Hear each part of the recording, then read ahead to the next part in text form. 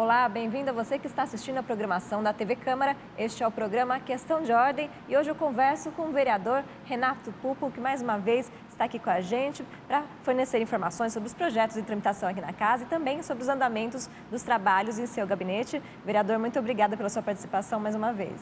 Eu é que agradeço, sempre um prazer estar aqui falando com vocês, falando com todos que nos acompanham pela TV Câmara. Acho muito importante esse contato para a gente poder mostrar um pouquinho do que a gente está fazendo, para que as pessoas saibam mais a respeito do que acontece aqui na Câmara Municipal. Bom, a gente começa falando então sobre projetos em tramitação de sua autoria, né? Sempre atendendo aí aos pedidos dos munícipes. Vamos começar falando então sobre a defesa das mulheres, a proteção das mulheres, projetos contra a violência, que inibem a violência contra as mulheres. Nós já conversamos em outras oportunidades, né, vereador, sobre o projeto para que as casas noturnas, bares e restaurantes tenham lá avisos sobre as formas de proteção, de auxílio às mulheres que se encontram em situação de violência, né? E como é que está funcionando essa lei? Teve aí algumas alterações também que o senhor propôs. Exato, nós temos em Rio Preto a Lei 13246 de 2019, e que, para meu orgulho, virou lei estadual, número 17621/23. Essa lei determina que os estabelecimentos, casas noturnas, boates, similares, deem proteção à mulher em situação de risco. E eu fiz uma alteração recente nela para melhorá-la, porque a lei estabelecia que esses estabelecimentos devem ter cartazes no banheiro feminino para que as mulheres saibam do seu direito. Porque não adianta você ter um direito e não saber que tem. Durante uma audiência pública aqui na Câmara, a doutora Heloísa, uma amiga querida, promotora, que atua na vara da violência contra a mulher, sugeriu, ela me perguntou, Renato, por que não no banheiro masculino também? É importante no banheiro feminino para a mulher saber do seu direito, mas por que não no banheiro masculino para que os homens saibam que aquele estabelecimento está comprometido com a segurança da mulher? Então nós alteramos para determinar isso também. E a outra alteração é que nós falávamos que os estabelecimentos têm que treinar todos os seus funcionários. Aí me chamaram a atenção, foi até o pessoal dos senhores, que é o Sindicato de Hotéis, Restaurantes e Similares, dizendo, mas tem funcionário que não tem contato com o público, o contador do estabelecimento, por exemplo. Realmente, então eu alterei colocando todos os funcionários que tenham contato direto ou indireto, ou seja, o porteiro, o garçom, o segurança, mas também aquele que tem contato indireto, por exemplo, aquele que está numa parte interna acompanhando pelo serviço de monitoramento eletrônico, esse tem que estar treinado. Agora, um contador, por exemplo, realmente não justifica. Não está lá presente, né, no dia a dia também. Exato. E é importante que haja essa conscientização, esses alertas, né? Quando a gente fala em prevenção à violência, é uma forma, né, de atuação que a gente pode ter aí nesse sentido para combater essa violência. Então, outra lei, né, outro projeto de lei em tramitação de sua autoria diz respeito à veiculação de comerciais, né, vídeos educativos a respeito da prevenção à violência contra a mulher também nas salas de cinema, né? De que forma que isso pode atingir o público? Sim, eu estou investindo muito nessa parte de prevenção, porque a gente aprende a vida toda, né, que é muito melhor prevenir do que remediar. Eu andei participando no mês passado de eventos relacionados à violência contra a mulher. Conversei muito com a juíza de Itabapuã, que tem um trabalho lindo lá naquela cidade, chamado Flor de Lis. Eu sempre trabalhei aberto a ideias, e ela me apresentou uma ideia desses vídeos educativos, até exibiu alguns. E eu já apresentei um projeto de lei nesse sentido, para que as salas de cinema exibam vídeos de 30 segundos, um vídeo que não é longo, não é cansativo, mas é o suficiente para mandar a mensagem. E também os shows, eventos, um vídeo um pouquinho maior de 1 minuto. Então, por exemplo, você vai num show de um cantor famoso, tem lá milhares de pessoas, um vídeo de 1 minuto para que todo mundo saiba, porque muitas vezes a violência acontece no próprio local, então todo mundo sabendo.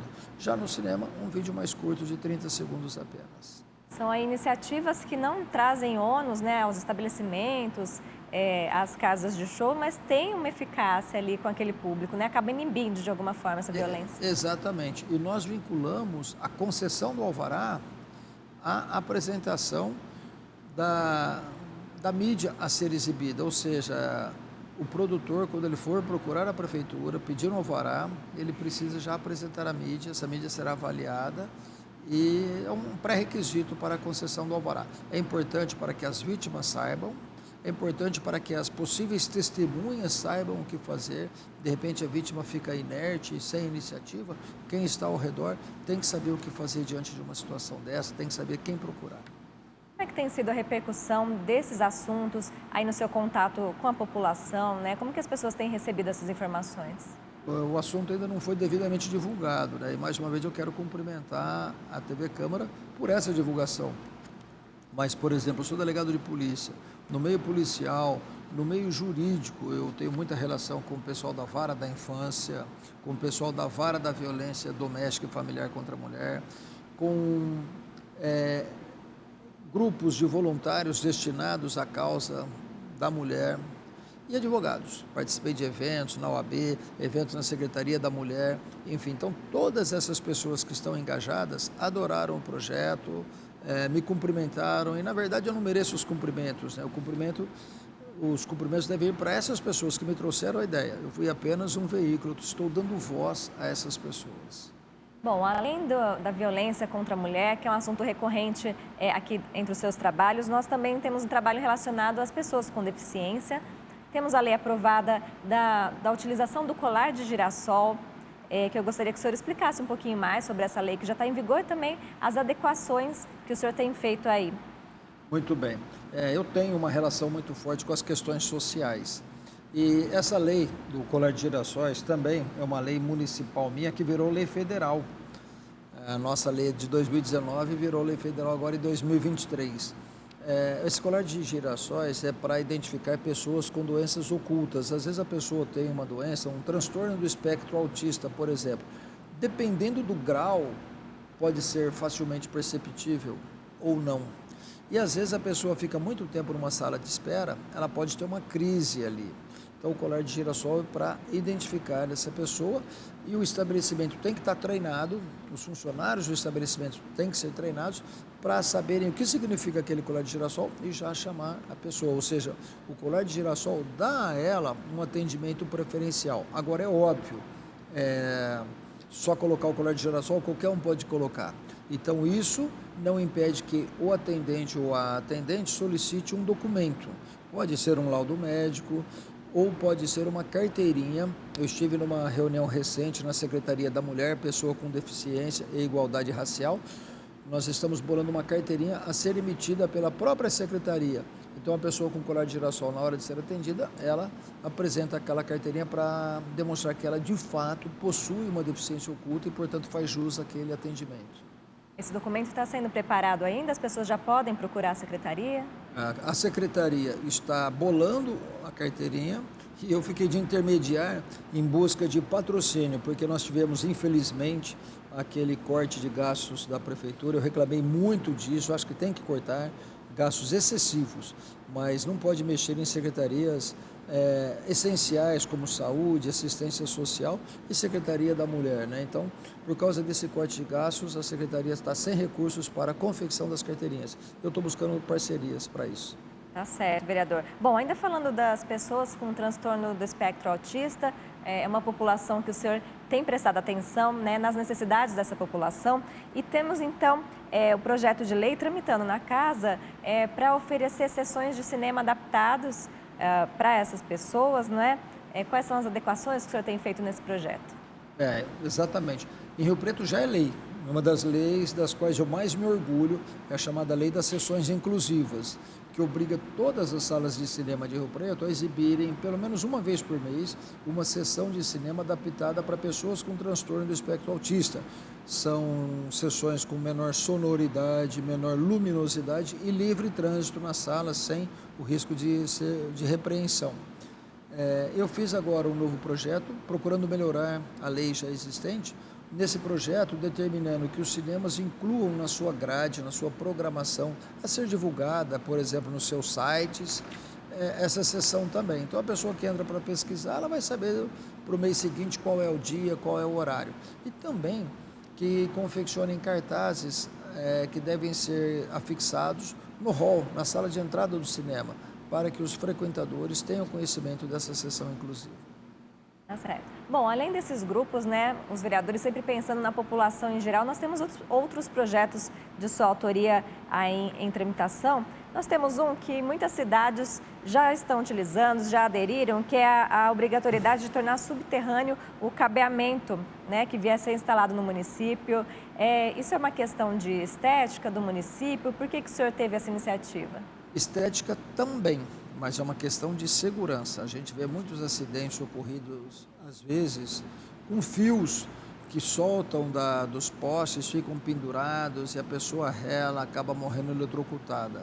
Eu já apresentei esse projeto no mandato passado, ele foi rejeitado, mas era um período diferente em que eu me envolvia em muitas polêmicas aqui na casa e os meus projetos eles eram avaliados não pelo mérito, mas pela autoria. O que partia de mim já morria no ninho, usar uma expressão popular. E agora não, a gente continua tendo posições diferentes, os meus posicionamentos divergem da maioria aqui da casa, mas de uma forma mais madura.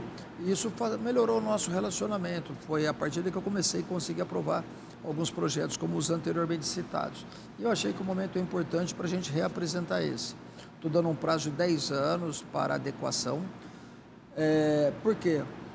Porque a gente sabe que é oneroso, mas tem que ser feito. A gente não pode simplesmente, em nome da economia, permitir, como eu falei, não só uma questão de estética, mas é uma questão de segurança. A gente não pode permitir esse risco para a população. O senhor, inclusive, falando em postes e em fios elétricos, o senhor tem acompanhado em vários bairros situações de postes em situação precária, aí, corroídos, não é? A população Exato. Tem chamado o senhor para verificar. Sim, foi até uma coisa engraçada. Eu ando muito pela cidade e comecei a ver alguns postes quebrados, aqueles postes de concreto quebrados, muito provavelmente em decorrência de acidente de trânsito. E isso, obviamente, gera uma insegurança para a população circunvizinha. E eu comecei a fazer fotos e publicar nas minhas redes sociais. E foi crescendo. E até o gerente da CPFL, eu parei de publicar nas redes sociais, porque o gerente da CPFL, o Kleber, que é muito atencioso, falou: pô, doutor, por que não entrou em contato comigo? E ele tem razão, né? Eu acho que redes sociais é o último recurso. Tipo, primeiro vamos tentar o diálogo. E a partir daí eu pego a foto, já mando para o Kleber e ele já manda arrumar. Então está dando resultado. E aí pessoas que inclusive não são do meu círculo, do meu dia a dia, mas sabem que a gente tem tido êxito nessa questão, elas passam por algum poste nessa situação, fotografam, me mandam. Até recentemente teve um que publicou nas redes sociais dele e me marcou. Eu até falo para as pessoas, não é sempre que eu vejo, não basta me marcar, mas deu sorte, eu vi, já entrei em contato com a CPFL e no dia seguinte agradeço ao vereador Renato Pupo, em menos de 24 horas a CPFL veio trocar o poste, né? Então é legal isso, eu acho que a gente está aqui para servir a população. E a população acredita em mim, eu fico muito satisfeito com isso e tenho conseguido bons resultados, graças a Deus. É uma troca aí diária com a população, né, que sabe que vai ser eficaz esse contato, né? Vai agilizar a solução do problema. Uma coisa que é importante, eu nunca prometo resultado para ninguém, eu prometo empenho, mas esse empenho tem levado a resultados positivos na maioria das vezes, né? Então isso é muito importante. Depende de outros fatores também da empresa. Exato. Bom, tá certo. E temos ainda outro projeto em tramitação que eu gostaria que o senhor explicasse, que institui o Dia do Tutor da Vizinhança Solidária. Muitas pessoas às vezes questionam essa criação de datas comemorativas, né, dias, semanas, mas elas são importantes para trazer à tona esses assuntos, né? E o tutor da vizinhança solidária é uma situação interessante que tem acontecido em muitos bairros, né, vereador? Interessantíssima. A primeira pessoa com quem eu conversei sobre isso foi uma amiga, Margarete Abussanra, vinda de São Paulo, trouxe a ideia. E eu levei para uma reunião do CONSEG, que é o Conselho de Segurança da Comunidade. Eu participo das reuniões mensalmente. E a Polícia Militar havia simultaneamente chegado com a mesma ideia, apresentado, já colocado em prática e está funcionando muito bem. Quero aqui cumprimentar a Polícia Militar pela iniciativa. Então são voluntários e que se ajudam simultaneamente, reciprocamente, um ao outro. É isso que é a vizinhança solidária. Então, porque o ser humano, à medida que a cidade vai crescendo, as pessoas ficam muito individualistas, cada uma cuida só da sua vida e esquece a do outro.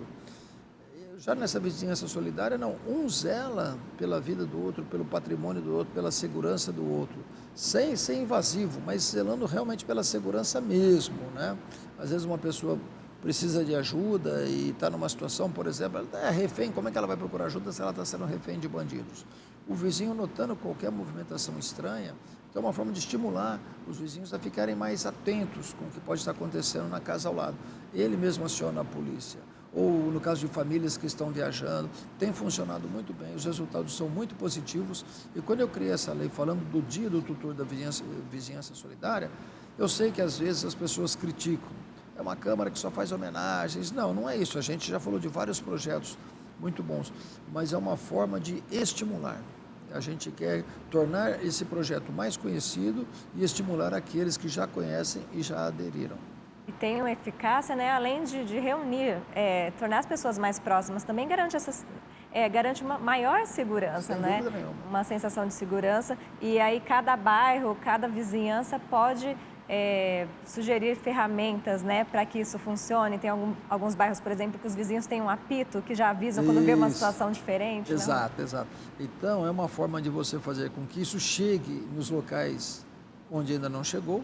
Né? Rio Preto é uma cidade de 500 mil de habitantes. E também é uma forma de melhorar nos locais onde já existe, cada um trazendo novas ideias, sugestões de experiências bem-sucedidas.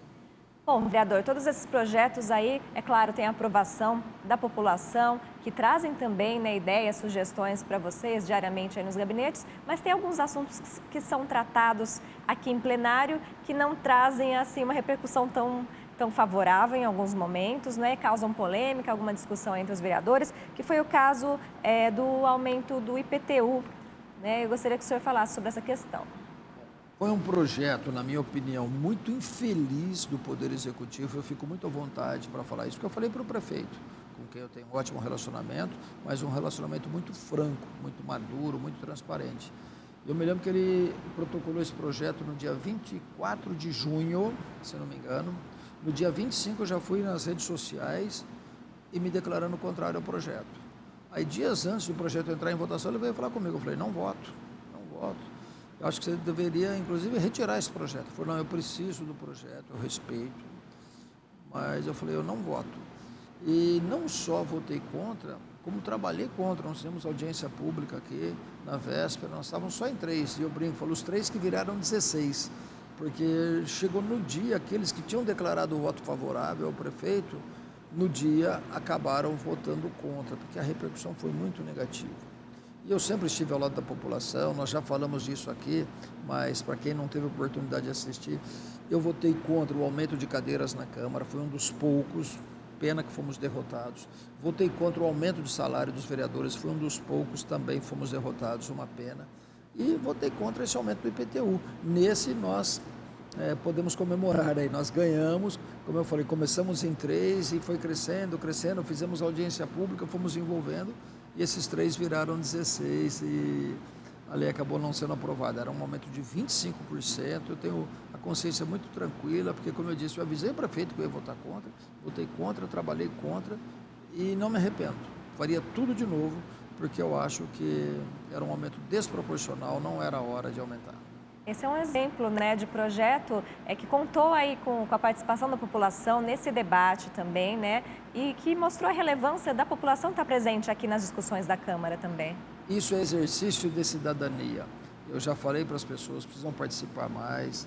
Eu sei que política é uma coisa mal vista, tem muita gente que fala, eu tenho ojeriza de política, e eu costumo responder, de política você não precisa gostar, mas precisa acompanhar. Você tem que acompanhar tudo de perto para saber o que acontece. Por quê? Porque os seus direitos estão diretamente relacionados à política. Então, e a maior prova foi aí. A hora que a população abraçou. Se a população não tivesse se envolvido, aqueles 3, eu e mais 2, não teríamos virado 16. Foi graças à participação popular que o número foi crescendo, até chegar a esse resultado aí, uma votação unânime contra o projeto. Bom, outra questão que a população tem acompanhado aqui durante a nossa programação da TV Câmara, do trabalho dos vereadores, são as comissões especiais de inquérito. Agora, em relação às empresas terceirizadas, gostaria que o senhor falasse aí dos avanços, né, que já tivemos nessa comissão, como é que está o andamento dela? Eu não sei se nós já tivemos avanços, nós estamos parados com 4 assinaturas, eu sou um dos subscritores, precisamos de 6 para instalar, e eu acho meio difícil. Claro, eu sou um otimista, esperança é a última que morre, mas eu acho assim, eu não consigo entender por que as pessoas não assinaram ainda. No começo, eu também relutei porque surgiu um comentário na cidade que seria uma CPI de motivação política, né? É evidente que o processo para as eleições do ano que vem, esse processo foi antecipado, está todo mundo em campanha, e eu não queria me deixar influenciar por isso. Mas depois, analisando os documentos, eu vi que não tem motivação política, tem sim indícios, eu falo indícios porque eu não gosto de pré-julgar. Como delegado de polícia eu aprendi isso. Mas tem indícios de fatos graves. E eu acho que quando há indícios de fatos graves, a gente tem que permitir a investigação. É até uma forma de defender o investigado se ele for inocente. O que não pode é você abafar uma investigação e deixar aquela suspeita no ar.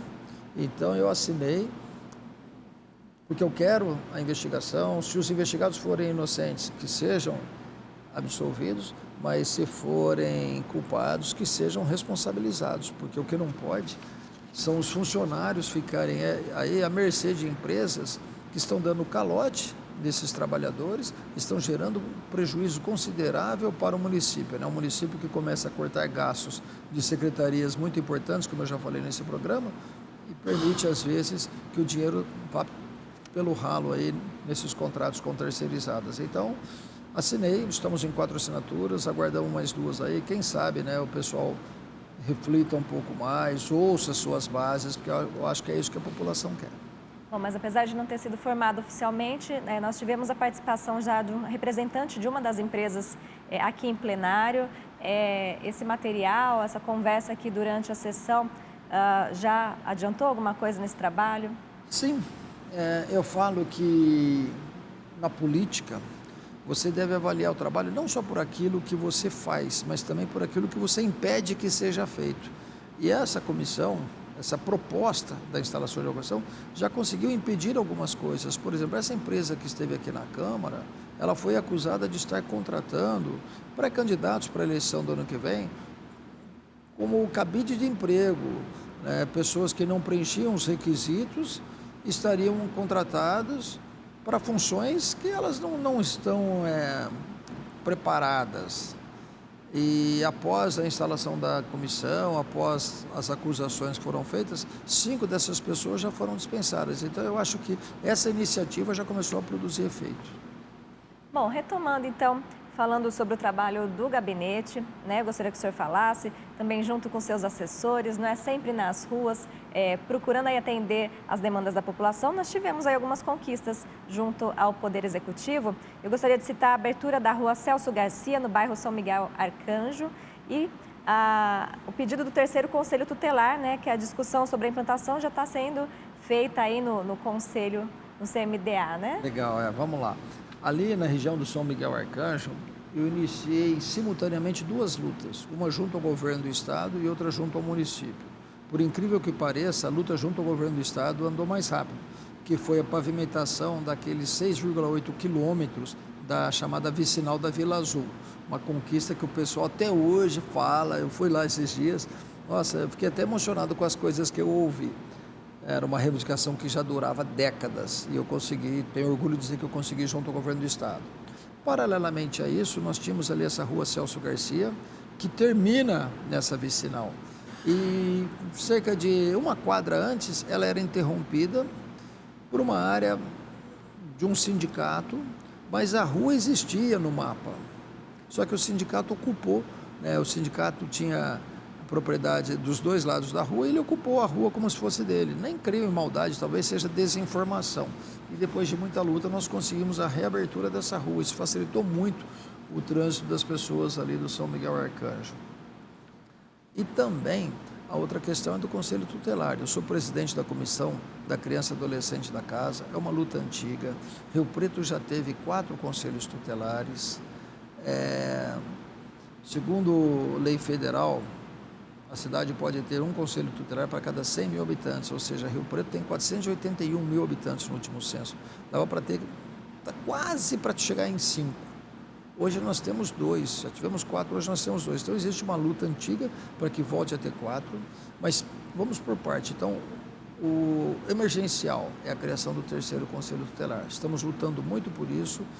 Parece que a prefeitura já está admitindo discutir o assunto, né? Pena que veio aí esse corte de gastos, mas quem sabe se não sair para esse ano, que saia para o ano que vem, mas é uma necessidade, não é um luxo não, Rio Preto precisa disso. A discussão ainda que tem um longo caminho pela frente, então. Sim, mas eu estou otimista. Bom, eu gostaria que o senhor falasse também sobre as visitas a algumas instituições de São José do Rio Preto, as entidades. Nós temos acompanhado, o senhor esteve na Associação Renascer, como é que foi a conversa com essa entidade? Estive, eu fui procurado, voltando um pouquinho, pela assessoria da deputada Analice Fernandes, que é uma deputada estadual de 6º mandato, ela é da região de Jales, mas está radicada na capital faz tempo, seu marido é prefeito de Taboão da Serra também, se não me engano, pela 6ª vez. E a Analice tem um trabalho muito sério voltado para as instituições, para assistência social. E ela viu esse meu trabalho aqui, a assessoria dela me procurou e nós começamos a dialogar. Inclusive, recebi em casa dias atrás a visita da chefe de gabinete dela. E, estamos montando uma parceria que eu acho que vai trazer muitas coisas boas para Rio Preto. Então, nós visitamos a Associação Só por Hoje, que é uma entidade destinada a recuperar dependentes químicos. Tem um trabalho maravilhoso, a assessoria da deputada ficou encantada com o que viu e a gente acha que vai poder ajudar ali, trazendo recursos para a associação, inclusive ajudando na aquisição ou intermediação junto ao Poder Executivo Municipal de uma área para a construção de sede própria, onde eles possam desenvolver o mesmo trabalho, mas com maior amplitude, beneficiando um número maior de pessoas. E depois dessa visita na Só por Hoje, dias após eu estive com o mesmo assessor, o Ronaldo Dyer, que é daqui de Rio Preto, já era meu conhecido, ele foi o responsável por essa aproximação com a deputada. Nós estivemos na Associação Renascer, dedicada também a pessoas, no caso para pessoas com lesões cerebrais, mas a Renascer está ampliando os seus trabalhos, está lutando aí pela construção de salas de aula para pessoas com transtorno do espectro autista. Eles sabem da minha ligação com esse assunto, com essa bandeira, nós já falamos disso hoje, e a deputada também tem muita simpatia pela causa. Então nós estivemos lá, é um projeto lindo, maravilhoso, orçado em R$1.974.000. Parte desse dinheiro a Associação Renascer já tem, e a gente está vendo aí agora de que forma que a deputada Analice Fernandes pode ajudar também, para a gente tornar desse sonho uma realidade. Estou muito otimista em relação a isso.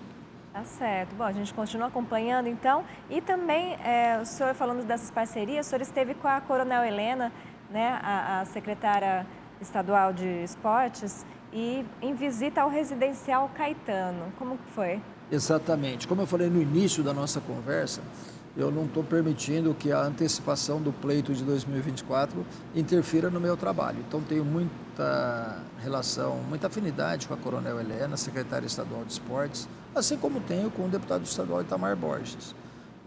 Enquanto a gente não define que rumo tomar, até porque nós estamos tentando viabilizar a candidatura própria também para o ano que vem, a gente vai trabalhando com ambos e buscando recursos. O importante é isso.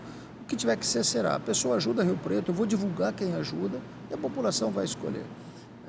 Numa das minhas visitas, nas minhas andanças por Rio Preto, lá no Residencial Caetano, me mostraram uma área pública, uma área do município, muito ampla, que está ociosa.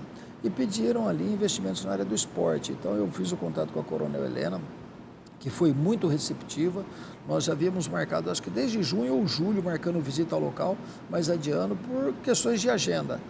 E agora deu certo. Então eu fui com ela lá, ela gostou muito do que viu, o pessoal gostou muito da visita dela. E agora tem que analisar algumas questões, inclusive com o município, se o município vai ceder a área, qual vai ser a contrapartida do município, porque no que depender do estado, eu acho que já está praticamente certo. Ela passou uma mensagem muito otimista lá para a população. Então a gente espera levar para lá um equipamento público, né, muito provavelmente uma areninha, né, que é o que o pessoal gosta.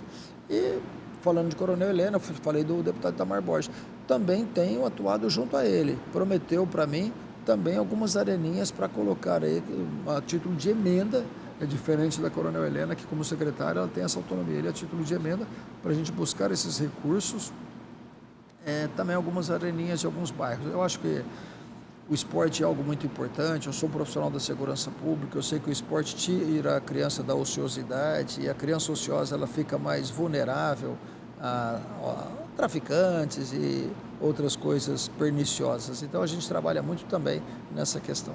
Sempre de olho em todas as regiões do município, não é, vereador? E também buscando essas parcerias, como o senhor falou, independente aí de questões eleitorais que vamos ter no ano que vem, não é? Mas é para agora, para esse final de ano, para os últimos meses do ano, quais são suas perspectivas? O que o senhor pretende fazer?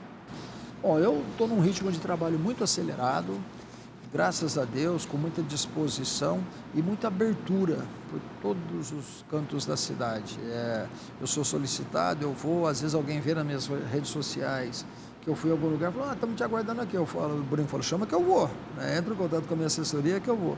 Então a gente está aí, eu tenho muito trabalho, leciono em 2 faculdades, delegacia de polícia, mas eu acho que com organização a gente consegue fazer com que todas as atividades andem bem sem que uma atrapalhe a outra. No campo político, eu percebo que o trabalho está muito bem avaliado, é fácil quando a gente anda pelas ruas. Eu estava num evento recentemente, era uma festa junina, com 8.000 frequentadores, e as pessoas chegavam para mim e falavam assim, como é gostoso poder andar de cabeça erguida, não é qualquer político que tem esse privilégio não, de estar aqui no meio da população, 8.000 pessoas. Eu falei, eu sei disso, e eu sinto isso. Então eu acho que para esses 3, 4 meses que faltam aí, continuar esse trabalho, eu acho assim, o trabalho que está dando certo, a gente não deve mudar. Se possível, intensificar o ritmo. Disposição para isso eu tenho e, graças a Deus, a população tem acolhido muito bem, isso ajuda, né? Porque os convites vão chegando, a gente vai levando, e com essas parcerias com o Estado também, Coronel Helena, deputado Itamar Borges, agora a deputada Analice Fernandes, eu acho que a gente pode fazer muito por Rio Preto. Bom, quem quiser acompanhar as atividades legislativas do vereador Renato Pupo, continua acompanhando a nossa programação. Nós temos todas as informações também no site da Câmara, que é o www.riopreto.sp.leg.br. E, vereador, quem quiser saber mais aí dos seus trabalhos, no contato aí com os munícipes, de que forma pode entrar em contato com vocês? Pode ligar no gabinete, no 3214-7758 ou 3214-7759, ou mandar e-mail para renatopupo.vereador@riopreto.sp.leg, de legislativo, leg.br. E dizer para a população, muitos estão me perguntando, né? Então você que está nos assistindo, tem gente querendo que eu dispute a prefeitura no ano que vem. Dizer que eu agradeço, me sinto honrado com tudo isso, mas meu projeto é outro. Eu devo disputar a reeleição na Câmara Municipal, acho que o trabalho está bem avaliado, eu me sinto muito satisfeito com o que eu estou conseguindo fazer pela população aqui no Legislativo, 3º mandato já, e devo tentar o 4º para conseguir fazer ainda mais. Tá certo, quem quiser acompanhar então esses trabalhos como vereador, tem também as suas redes sociais. Sim, Renato Pupo Oficial, tanto no Instagram como no Facebook. Entre, comece a acompanhar a gente, ali eu estou muito aberto às sugestões. Eu trabalho, uso as redes sociais não apenas para divulgar o meu trabalho, mas também para ouvir a população. Tá certo, vereador, muito obrigada pela sua participação no nosso programa. Eu que agradeço, parabéns pelo programa, parabéns por essa iniciativa de abrir, né, para a população de São José do Rio Preto o que acontece aqui. É uma forma da gente divulgar o trabalho e também nos colocar à disposição para sugestões. Obrigada. E você pode rever esta entrevista durante a nossa programação pela TV Câmara. Nós estamos também no YouTube, como TV Câmara Rio Preto, e acompanhe todas as novidades do Poder Legislativo também nas nossas redes sociais. Estamos no Instagram, Facebook. Você também pode acessar as informações sobre os projetos em tramitação no site oficial da Câmara de São José do Rio Preto. Continue, então, acompanhando a programação da TV Câmara, o canal do Legislativo.